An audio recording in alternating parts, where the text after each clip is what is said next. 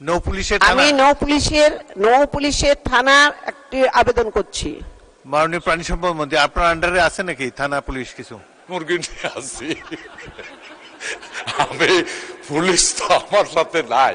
আপনার মাধ্যমে আমি পানি সম্পদ মাননীয় মন্ত্রীর কাছে আমি জানতে চাই, কুষ্টিয়া জেলার দৌলতপুর উপজেলাধীন রামকৃষ্ণপুর ইউনিয়নের চিলমারির প্রত্যন্ত চর এলাকা থেকে ভেড়ামারা থানার রায়টাঘাট, মিরপুর থানাধীন তালবাড়িয়া ঘাট, কুমারখালী থানাধীন কয়াঘাট, শিলাইদা ঘাট হয়ে খোকসা পর্যন্ত নদী তীরবর্তী অঞ্চল রয়েছে, যা দৈর্ঘ্য প্রায় 60 থেকে 65 কিলোমিটার।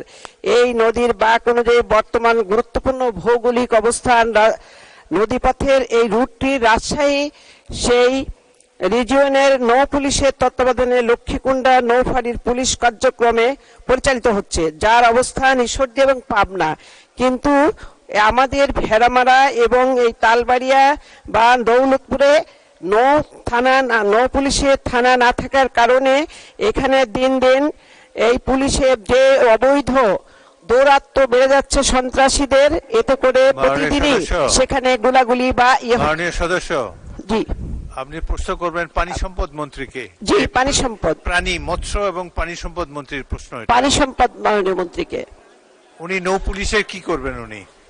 উনি তো নৌঘাটি স্থাপন করতে পারবেন না। প্রাণী সম্পদ মন্ত্রণালয়, মাননীয় প্রাণী সম্পদ। আপনি চাচ্ছেন কি একটি থানা চাচ্ছেন ওখানে? নৌ পুলিশের থানার একটি আবেদন করছি।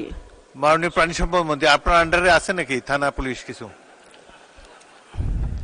উত্তর দিন।